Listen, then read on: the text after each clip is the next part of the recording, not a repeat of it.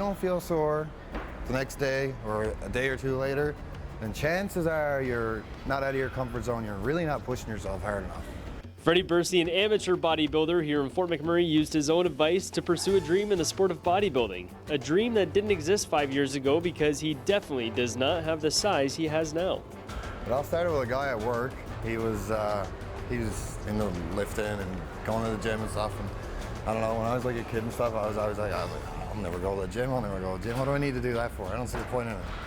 And yeah, I don't know, just one day he said, why don't you come to the gym with me? Why don't you come to the gym with me? I said, okay, I'll give it a try, right?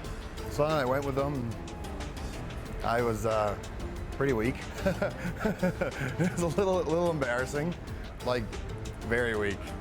I thought I was a lot stronger than I was. I was about 155 pounds, I think, or 150 pounds when I moved up here. I didn't actually see him when he was apparently tiny, and it's hard for me to believe that he was.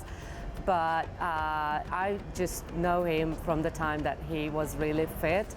And since I met him last year, he still managed to put more muscle on and get even fitter than he was at that time. So how much I've grown over the last 5 years and where I started and what I'm like now, it's really mind-blowing to look back and see the progress. It's not just the weights which help Freddie along, as diet is one of the most important aspects, something that took a while to learn. The first year for sure, I was just kind of going, didn't really know what I was doing, didn't really have a clue. I was just kind of going and throwing weights around without any knowledge of what it was doing. Like, I didn't know anything about mind to muscle connection and how important that is, time under tension, range of motion, your speed, all that stuff. Food, the biggest thing is food, can't stress that enough. Didn't have a clue what I was supposed to be eating, what carbs done, what sugar's done, what good fats, bad fats. Missing those delicious but unhealthy meals, it sounds difficult, but the passion to compete will overcome those challenges. I love it. It's honestly, when I started training, I was like, oh, I just want to be like, I just want to have abs, be like, you know, super skinny and like super shredded and like big arms.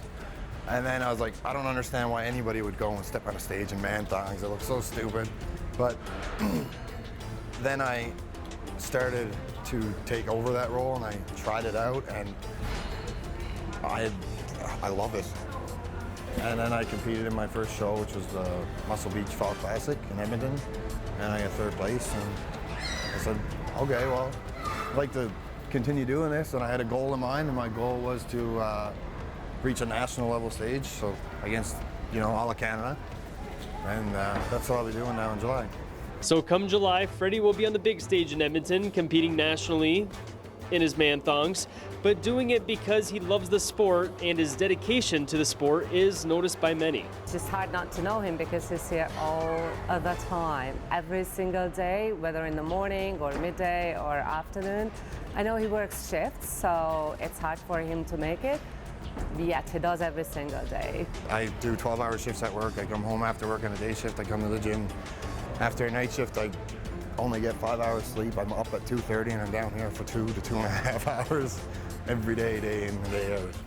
This is what it takes to compete with the best: time and hard work, and Freddie has that down pat. For Go, I'm Doug Roxburgh.